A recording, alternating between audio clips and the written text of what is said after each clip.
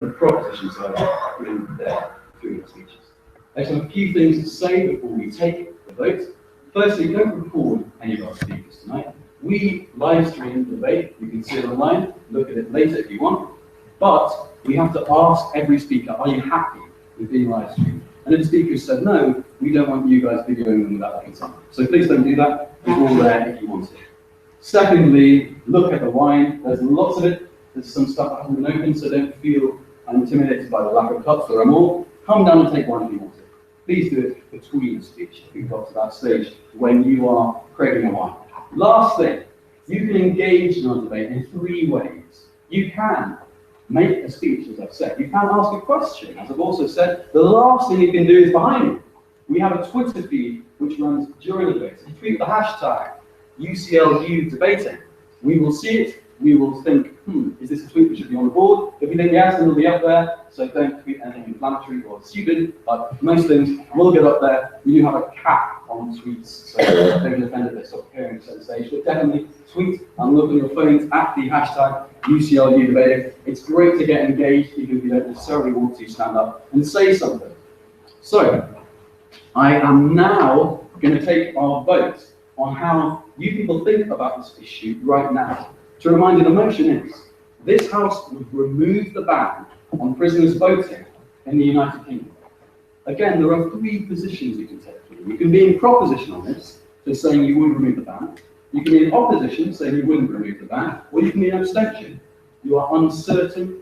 You are in the middle because you think something is completely separate, or maybe you haven't made up your mind. There are many reasons to go abstention. I think you'll understand the 3 positions. So, start with, who would like to vote proposition on this motion? This House would remove the ban on prisoners voting in the United Kingdom. Who is a proposition vote? Keep your hands high.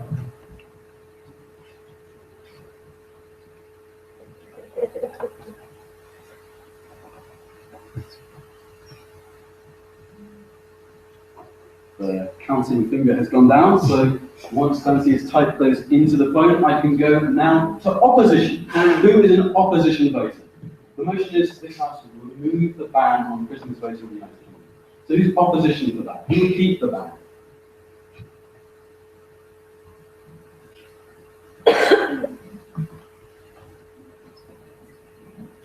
Excellent, looks like there's a count of 2. Now, the third mysterious position. Who is an abstention voter? Who abstains on this motion? On the motion, this House would remove the ban on prisoners voting in the United Kingdom. Excellent, looks like those numbers are recorded. And what we can do with those numbers is we can look at what the room thought at the beginning and what the room thought afterwards. To determine not just what we think about the issue, but what the persuasive effects of the debate have been on us. So, we've done everything I need to do before I get to introduce our speakers. I'm going to introduce them all at once. I'm going to go through each of their biographies before I invite the first proposition speaker to speak. And the first proposition speaker is, I can reveal, Sam Hall. So, Sam is the Policy Assistant of Liberty, the National Council for Civil Liberties, one of the UK's leading civil liberties and human rights organisations. Liberty works to promote human rights and protect civil liberties through a combination of test case litigation, lobbying, campaigns, and research. Please welcome Sam here tonight.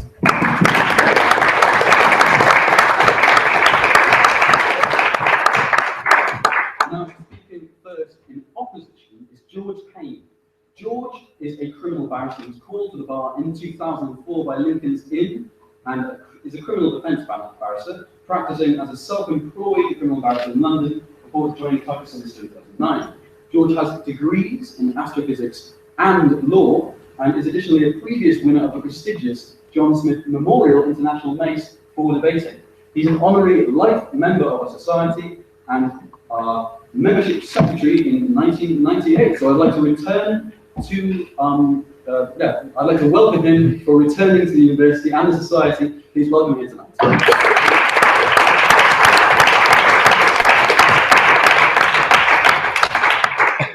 Now, our second proposition speaker is Alice Mosicki. Alice is a master's student at the London School of Economics in the Criminal Justice Policy Programme. Her dissertation is a comparative media content analysis around the discourse of prisoner voting. Alice has worked with a variety of public policy charities, including Stopwatch and Sanctuary for Families. She is Vice President of the LSE Penal Reform Society and hopes to work in US prison policy in the future. She's also an LSE debater who broke as a judge at the Inner Temple IB and recently broke as a speaker to the pro and final of the Manchester IB. So please welcome her here tonight.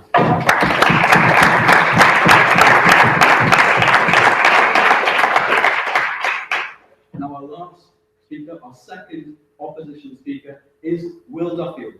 Will is an MSc Political Theory student at the London School of Economics. His academic interests include state legitimacy, counterinsurgency, and the common law jury. He holds a BA in the liberal arts from Sarah Lawrence College and has worked for the Cato Institute, the Institute of Economic Affairs, and the Drug Policy Alliance. Will currently serves as Vice President of LSE Hayek Society. Please welcome Will here tonight.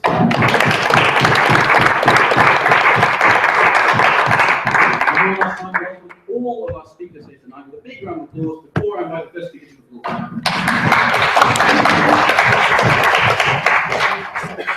So, our first proposition speaker, Sam Hall. He's desirous.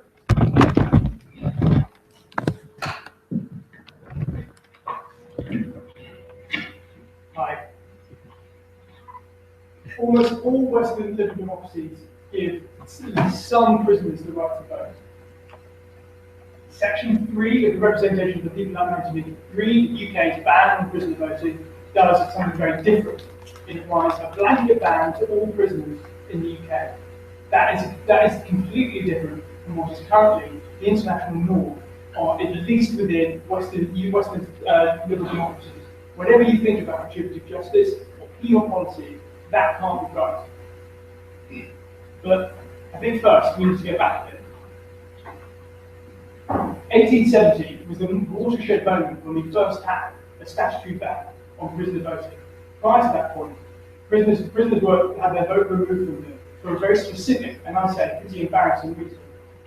Either you were too poor to vote, or you had what was known as forfeiture applied to you, both of which caused what at the time was you to fall under what was the threshold for the moral marker for not having the moral authority to vote.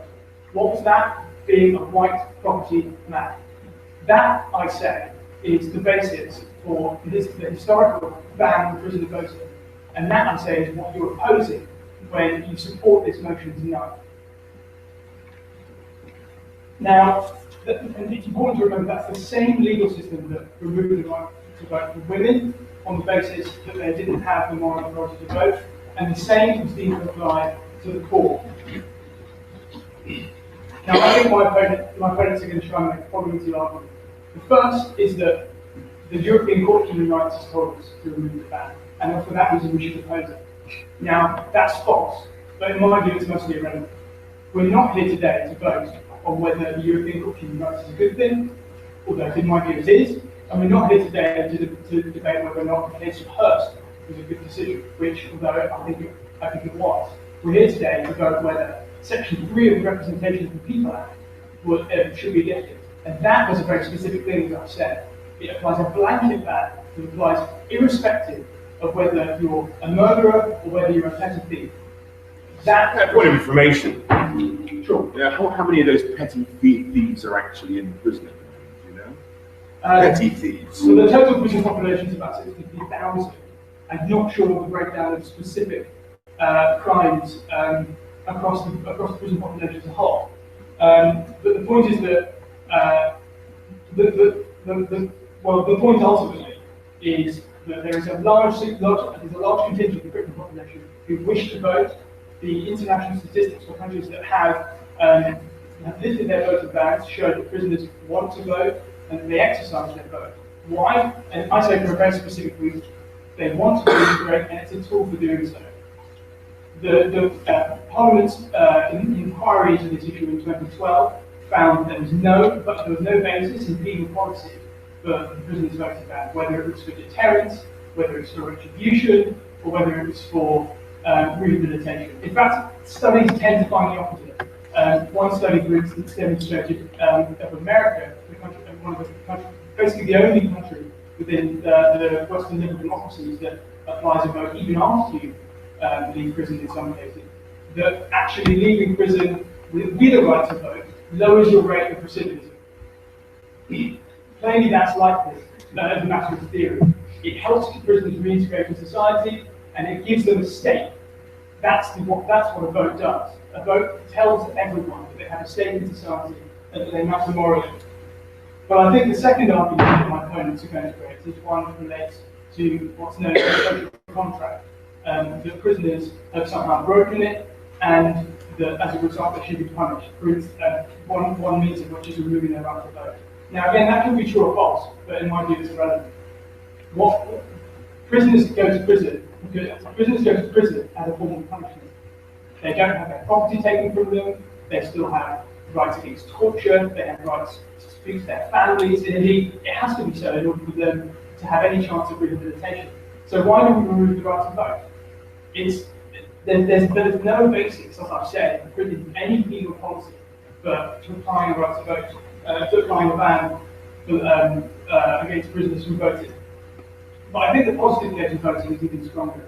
We're a proudly democratic nation, and rightly so, but we're basically the only one of more or less the only democratic nation in the Western world that applies a blanket ban. Almost all European states apply a nuanced ban, which applies to very serious criminals or applies to electoral fraud or similar offences.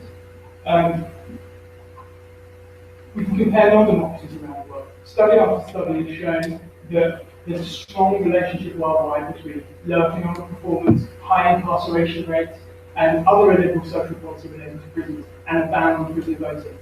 There's no surprises when you look at the litany of non-democratic nations, or nations that are struggling with democracy, to find what their views of prisoner voting policy is. They all apply blanket bans. It's extremely surprising for the UK to count itself as one of them. Qualification. No, I'm not going to say that.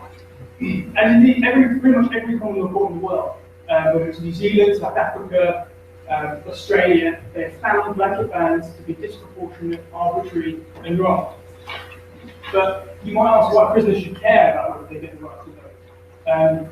But I think it's pretty simple. Douglas Hurd, the Conservative Home Secretary, once said that if prisoners have the right to vote, people would pay greatly more attention to what goes on in the prison. And indeed, as the recent case of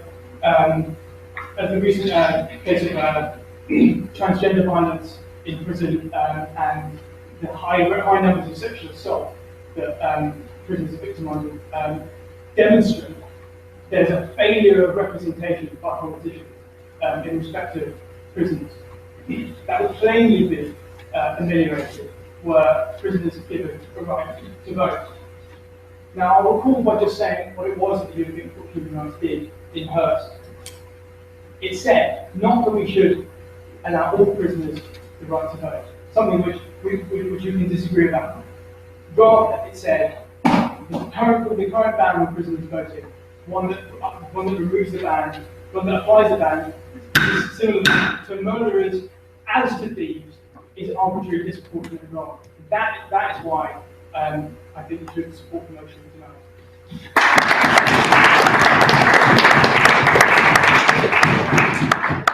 Thank you, Mr. Sampras, for an excellent first proposition speech. And now I look before the first opposition speaker, Sir George Hayne. Please take the microphone. Absolutely privileged to be here. I was last in this room as an astrophysics student, and this society turned me into an evil lawyer. So thank you very much. And when I was a member of this great society, we had our meetings in the old refectory. It was gowns, dispatch boxes, and an awful lot of smoking. So it's a very different room that I've had tonight. Welcome to all of you. I'm going to talk tonight about, one, why it's hard to go to jail, two, a bit about the first principles, three, campaigning, and four, constituencies. Before I do that, I'd like to take Will's very interesting speech. Thank you very much, Will, and kick it around a little bit, see what falls out. And can I say with the greatest respect to Will, I of course respect the hard work that that organisation he works for does, but part of the difficulty in the proposition today is a lack of really being able to provide the background details, the assertions that they've made. So we heard a little bit tonight about, at one moment it was almost all Western democracies do this, and then shortly after that it became we were the only Western democracy. And then we heard that actually all that is saying is that other people choose to do things one way and so we should do it the same. But then we also heard that at the moment the people who go to jail are on the one hand rapists and on the other hand petty thieves.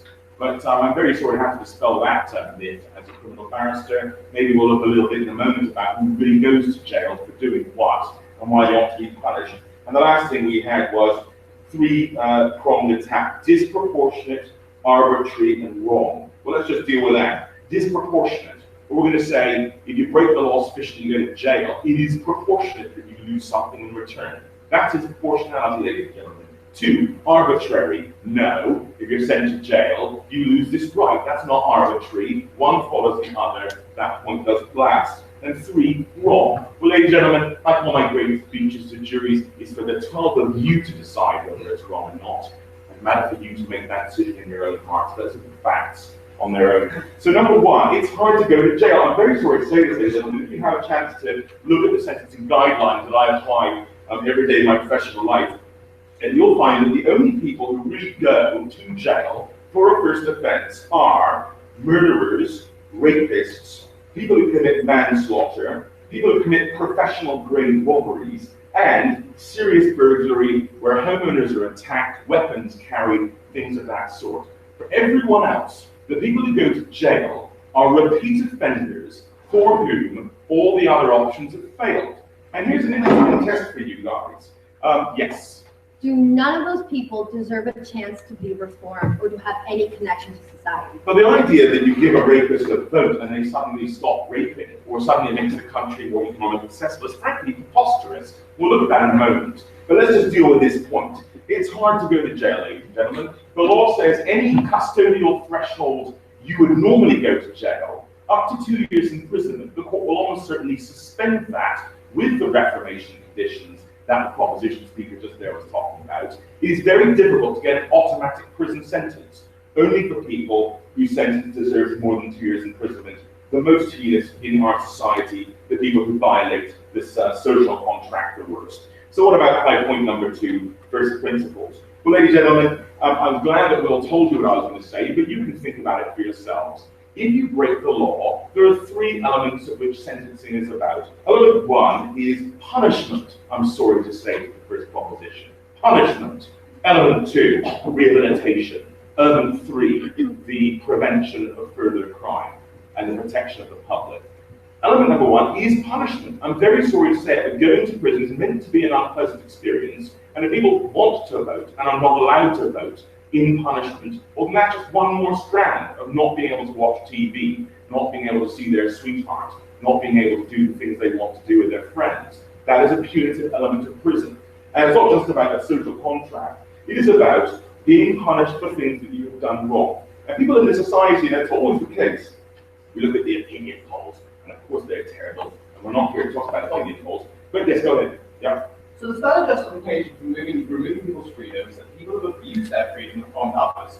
How was their freedom of prisoners to vote been abused or used to harm others? No, it's a question. They have a right at the moment, like you and I. When they are breaking the law, they are punished, and one of those rights is taken away for a period of time. When they come out, they can vote again. While they're being punished, they don't get to exercise the rights that all of us in this room get to enjoy. It's punishment, plain and simple, ladies and gentlemen. And that's why I say my point number 2 on first principles, fitting within the punishment basis of our society, absolutely justified. Now, what about coming on to the more subtle arguments in this case? Well, number 3, campaigning. And this is a bit of a problem, isn't it? Because for prisoners voting to be effective and to turn the rapist into a non-rapist by letting them vote once every 5 years, you have to allow political parties to enter the prison state and campaign for the political parties. And I'm not talking about the nice ones, I'm talking also about the British National Party and other extremist groups who are already exercising a surprising amount of bullying control over the prison population. You would allow in campaigners to rabble-rouse, scaremonger and to upset? And what about the levels of political corruption that would follow from bought-and-sold votes in the prison state, in the same way as other things become commodities for prisoners? Yeah. A lot of prisoners right now is about the size of a small constituency. Surely when they vote, they'll be evenly distributed across the constituencies. How would that make a significant voting difference? Well, I mean, let's get right, that's my point number 4 there. Bring on to it, let's deal with that then. One of 2 options here, ladies and gentlemen. Either you have proper prison constituencies that bring the result that the first proposition sold to you, which is people listening to prisoners' opinions and taking them into consideration. That's the one option. Or alternatively, you have a widespread prison population who vote back in their home constituency and have no campaigning effect. If it's the first idea, which seemed to be the thrust of bringing politics in prison, you will end up with constituencies like Plumstead that have no less than 3 prisons, Thameside, Belmarsh, and ISIS Young Offenders Institution, all within one constituency area. The idea that that population in prison overwhelms the local constituency such that the normal, decent, non-there-to-be-punished individuals have the politics totally skewed is simply wrong. Alternatively, you distribute these people's votes off to the constituency they came from, in which case no political impact you were sold 7 minutes ago, and worse than that, they're not even living in the local area while they're in prison, so why should they have a say over what happens in that constituency? For these reasons, the proposition fails.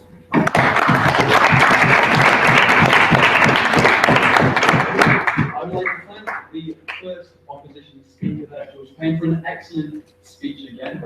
I'd like to remind everyone that there is wine down here. You can see me getting some for myself. I'm not Mr. President now, yes, I'm. I'll bring one straight over to you. Very low, thank you very much. I'd also like to remind everyone that if you have it in you, this is the time you should be cooking up a floor speech in order to win either a right way up box of chocolates, or if I can find it, it definitely exists, the bottle of Ford, which I'm sure is absolutely delicious too. So now I've got through those things. Looks like everyone's industrially getting their wine and getting back to their seats. Then I would like to invite, if everyone can get back to their seats, please fast, please. Sorry. As I said, we are somewhat time limited. Red or white? Sorry. No red. Then I would like to yield the floor to our second proposition speaker, the excellent Alex.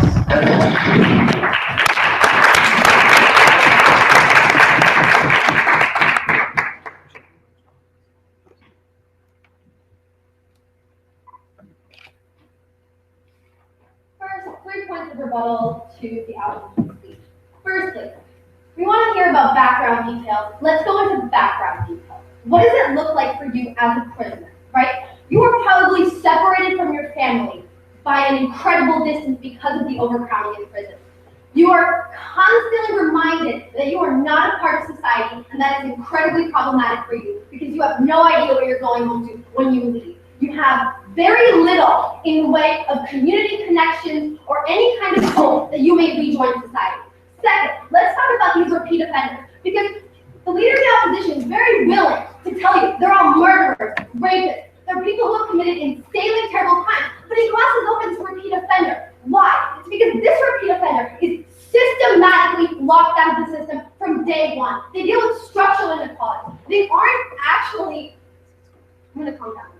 These people are locked out of the system, and they deal with structural inequality in their lives. It's very easy to say it's very easy to say that these repeat offenders are people who are just as bad as these murderers, these rapists, these horrible thieves that steal from you and your children. We said that is not the case. These are not the people we're talking about on the most part. Thirdly, this point about campaigning, politics already exists in prison. Prison is not this strong box where there is no outside internet. These people do have some concept, maybe before they actually enter prison. They still have so much concept of what it looks like. The idea that we're going to have like the BMP systematically raiding through prisons and promoting their extremist views because they think that's the strongest electorate is kind of preposterous when we say that isn't important. Let's talk about the way that as a society, we're incredibly willing to restrict and limit the lives of those who committed crimes in the pursuit of somehow rehabilitating them without any clear explanation. Why? So, two things in this time. Why do we have prisons, and why is it very problematic for us to ban the vote for these people in prison? We say that while opposition is very willing to tell you the reason we have prisons is to punish, we believe that it's fundamentally unfair. We think there are three reasons for prisons, right? Protection, deterrence, and rehabilitation. So firstly, protection, right? How does giving prisoners the right to vote impede protection of the public? Because it does, right? You don't have any more exposure to these people other than their democratic voice. Second, deterrence. I would love to believe that the loss of your right to vote would be a very strong deterrent for you not to commit crime. I don't think that's the case. We think that it doesn't deter people when you tell them they lose the right to vote, so therefore this does not impact deterrence. 3, rehabilitation, and this is the big one, right? Why is rehabilitation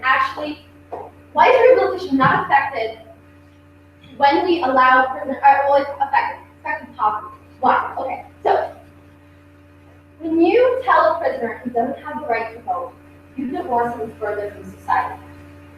The importance of the vote is twofold, right? So we say the importance of the vote comes from being able to express your voice, but not only for you, but also for your family.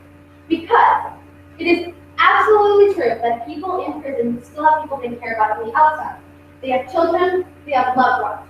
They deserve a voice, if not for this reason alone, right? Because they still need the ability to feel that they help their family. This contributes to the sense that they're still an important part of society. And this is on a larger scale, also when you think about the fact that having a democratic voice, and this is the second point as to why it's so important to vote, having a democratic voice binds you to your community. You feel that you have some say in what happens to the larger context of your community, where you're talking on a neighborhood level or a national level. On that point, which community are we talking about? Have we come down on the side of allowing them to vote in prison blocks or in their home communities? Okay, I'm glad you said that. No, vote in absentia. We think that prison block vote just doesn't have to happen. So if you say that really we're not providing that much of an impact that we're going to have people who's voting in giant blocks and messing up all of democracy, which I'm sure was Bob wanted to say. But no, you can vote in absentia, you can vote in your home district, and that adds to the further element of how you feel that you're actually benefiting your community. So when you can actually express your voice, you feel a lot more tied to your community. You can view yourself as a functional member of the society because you can actually impact, even if it is only symbolically. Because we can also believe that you don't actually have that impact. But the symbolic element of that vote, the fact that you can cast the way that you believe, you can cast that ballot as to what you believe, is incredibly important, right?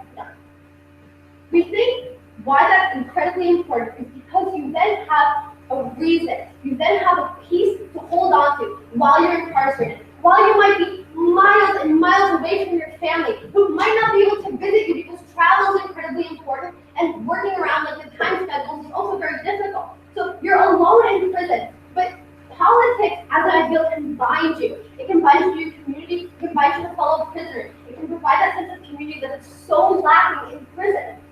Let's come on to this idea of prison as punishment. Because opposition really want you to believe that we take rights because we want to punish these people. But we see that's fundamentally unfair because you ignore the fact that a lot of these people will be released from prison. Civic death does not help to actually bind these people and reintegrate them into society. When you take away their right to vote for these years, for as many years as they're in prison, you limit their ability to interact with their community. You limit you limit the ability for them to integrate after. You give them this idea they're not actually worthy to be part of society. And we think that's incredibly problematic. When my partner has mentioned all of these things, and we also talked to you a little bit about the UK-EU divide right now, and how it's incredibly unfortunate that it's come down that the UK is willing to take away the rights of its prisoners in order to fuel a feud with the EU and reassert their sovereignty. We say instead of that, the UK should try to make rehabilitation as easy as possible because it benefits everybody. When you have prisoners who can willingly integrate into the community, who don't feel worthless, who feel that they have some say in the country that they are a part of. Because when you go to prison, we don't revoke your citizenship. You are still a citizen of the UK. Giving people the right to voice their opinions and the right to participate in democracy is incredibly important to bind them to their community. I thank you.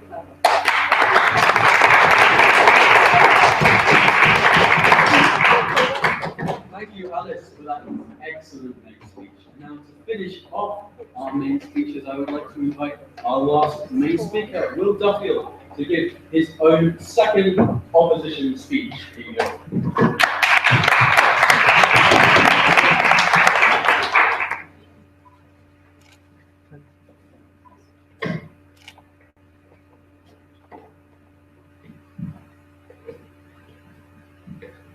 There we are. Now you can hopefully hear me.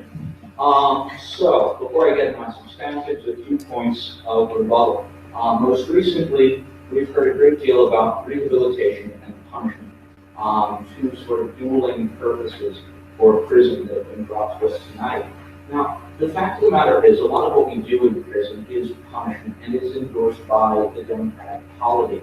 When we take away the ability of prisoners to play certain games, to watch the sorts of television that they would like, many forms of entertainment and social life, limitations of conjugal visits, for instance. These are not designed to protect the world from them. They're not designed to deter. They're designed to punish. We wish to remove certain pleasures from these folks because they have hurt our community. Now, on this bit about rehabilitation and the supposedly intrinsic link between it and the ability to vote while in prison. The fact of the matter is, no thank you, we see no greater rates of rehabilitation, no lower rates of recidivism in areas which allow prisoners to vote. Factually, there is no link between the two. So while government bench has brought you a case that rests upon this link, no thank you, then there's little to substantiate or back it up. So we've also heard that these folks are divorced from their communities, that by being sent to prison, they've been removed and have little contact with the outside. Now, this cuts one of two ways. Either, yes, they are divorced, they have little contact, and therefore they have little knowledge of their communities. If this is the case, they cannot be seen to be effective voters on behalf of these communities. They are, by definition, divorced. Yeah. Would you remove the voting constituency members if they also submit to that criteria? We see no need to necessarily do so. Again, if they move away, they are likely to maintain all sorts of other links that would be unavailable to those in prison. Now, if, on the other hand, this isn't true, and they do in fact have ties to their communities, they aren't also divorced, then we don't understand how giving them the right to vote helps them in some great sense. Again, they're already connected. They're going to get a greater connection simply because they can vote. Sure. When you can go and cast a ballot to decide what happens in your community, how does it not give you a greater access to feel that you are still a part of that community? Well, see, I think that bit there where you described it not as a voice, but as having some sort of impact is important. Because the right to vote is not like most other rights. It is not a voice. It is not merely the ability to speak and hope that those who hear you agree with you. It is instead a modicum of political power, power over others in your community. It is not a right that grants a sphere of autonomy to the individual, but a right that allows one to collectively, with others, poke holes in those spheres of autonomy. Let's briefly look over the current state of prisoner voting in Europe, because while government bench has claimed that in one instance, no thank you, the UK is the only, or one of the only, liberal democracies which blanketly bans its prisoners from voting. This simply is not the case. No thank you. So, the UK, Bulgaria, Hungary, Armenia, Estonia, and a few others impose a total ban on prisoner voting. France has a complex set of rules, as in France, voting or the revocation of voting rights is treated as a form of punishment. Germany, Norway, and Portugal all also restrict the ability of those convicted of certain crimes to vote. Yes? Even if we accept that punishment is an integral part of why we send people to prison, why is it okay to punish people in a way that risks the sort of apathy towards prison conditions that we see? That could really mean that the sorts of conditions these people live in prisons is far worse than what most people would accept. Okay, so firstly, if it is far worse than what most people would accept, we would expect to see voters stepping out and voting down right now. If they don't, frankly, they accept it, and in many cases, they're quite pleased with it. Beyond that, however, as Governor Bench has described, these prisoners would be split up amongst all sorts of constituencies all over the UK, and therefore there's no expectation that they would in some concerted fashion step up for the rights of prisoners. So on both sides, that sort of falls down. Now, no thank you. Continuing on, Italy, Greece, and Iceland also have other sorts of bans on the ability of certain criminals to vote, and some European states, not Britain, even restrict voting rights for a period of time after prisoners have been released. Talk about rehabilitation there. All of this, however, demonstrates that the UK is not an outlier, and while it may sit at one end of the gradient, it's not alone there. The plurality of these legal norms surrounding the ability of prisoners to vote demonstrates that there's not one answer to this problem. Where it's strictly a question of justice, one would likely see a scenario in which almost all other similar countries hold a common set of practices. Perhaps something like the death penalty, you do see this sort of divide between the states. But instead, it seems much more likely that the restriction of voting rights is simply a democratic choice made in different places by different peoples with different traditions and values. Now, this is important because the right to vote, as I said previously, is not a right like most others. It's perfectly acceptable for polity to set out standards of behavior which, if breached, will lead to the temporary revocation of voting rights. We accept that communities can set out standards which, when violated, lead to the legitimate suspension of other rights, freedom of movement, for instance. Everyone in prison has their freedom of movement limited. So, because this is, in essence, a democratic choice, because there is not a single just answer which states gravitate towards, and because voting allows those who vote a bit of power over others, it even makes sense from a protection standpoint that states may wish to limit the ability of those that have been imprisoned to vote. Prison is seen as a rehabilitative experience, but while a prisoner remains jailed, while they're seen as a danger to their communities, before they've regained full membership in the polity, it's completely acceptable for voters to choose to limit their rights. Thank you.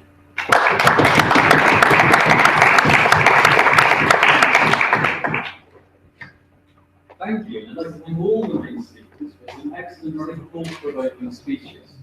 As I said before in my introduction, we now get to the stage of the night where anyone up in front of us right now can make a floor speech. A floor speech is a speech up to 3 minutes in length. The way those work is at 30 seconds in, you'll get one bang, like how we were referring earlier to the main speeches. At 2 minutes 30 seconds in, you'll get one bang again, and then again. You can't ask questions. At 3 minutes in, you'll bang twice to let you know your time is up. You don't have to make a speech of that length if you don't think you have that much length in you. You can make a speech of whatever length you want. And now, finally, after removing literally everything else from my bag, I have the second prize for full speeches. So, if you're picking one up, remember, make it good, because you can win a bottle of port or a box of chocolates. Both of them are delicious. Win twice in a row and happen together. I've never seen that done. It'd be great.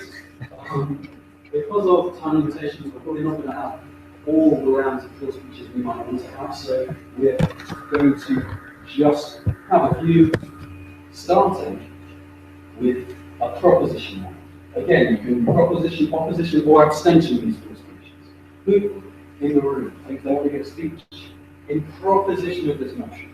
Who wants to say they would remove the ban on prisoners voting in the UK? Can I get hands in the air for anyone who wants to give a proposition for your speech? Again, it doesn't necessarily have to be 3 minutes long. And be as short or as long as you want. Ooh, I'm sorry, I have 2 hands. I'll go with pointing each other. Who's the guest? Ah, well, he pointed twice, so I'm afraid I'm going to invite the person who raised it down to give a proposition for your speech, if that's all right.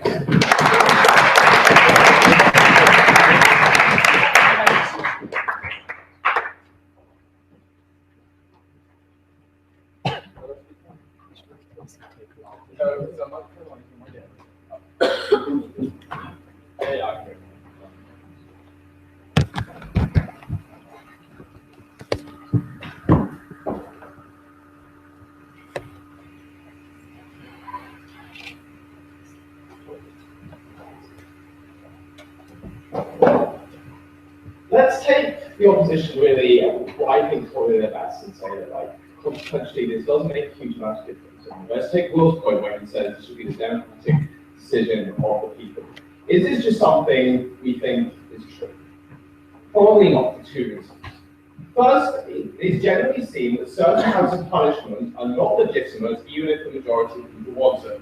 A lot of us would oppose the death penalty in all circumstances, even if it was popular as it often is. Certain types of punishment are seen as universally legitimate. It's generally seen as legitimate to torture our criminals, to punish their family for their crimes. We set limits on punishment. This is key because you need to clearly define, if you're going to stand up to this debate, what those legitimate thresholds of punishment are. Punishment takes rights away from people. You need to justify the gross infringement of those rights of people. Even if democracy matters, this is a debate about convincing people what they should vote for. So why do we apply punishments to people? I hinted this in a point of information. Punishment should generally be seen to be specifically relevant to the crime that was committed. The reason we think it's legitimate to put people in prison is because they specifically utilize their freedom, which we generally see as a right, to harm others. It is therefore no longer possible to grant them their right to freedom while allowing everyone else in the community to exert their right to freedom. Will, as a libertarian, find this incredibly compelling. Why is that clear? Because fundamentally, regardless of whatever crime you've ever committed, your vote, your ability to participate in a democratic society, was never ever relevant to your crime. Even if you were a murderer, even if you were a rapist, regardless of the crime you did, it's not relevant. The only example I could possibly think of is voter fraud. And even then it's like quite important, right? Because in the case of voter fraud, it's not like you're using your right to vote, it's usually like committing fraud that's like the problem. So it's not that like your individual right to participate has been abused. What this fundamentally means is that banning people from voting is always an illegitimate punishment because it was never relevant to the crime committed at hand. Those are principles of reciprocity, proportionality that you can understand and get behind when you're forming a theory of punishment. Philosophy matters for us.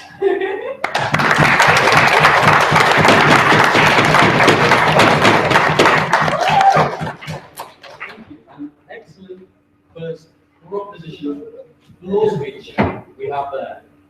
Now, if there is someone in the audience who wants to take the opposite side, who wants to give a law speech in opposition on this motion, again, it doesn't have to be 3 minutes long, it can be shorter. Does anyone want to give a law speech in op? Looks like I have a hand right there in the leather jacket. Please go down.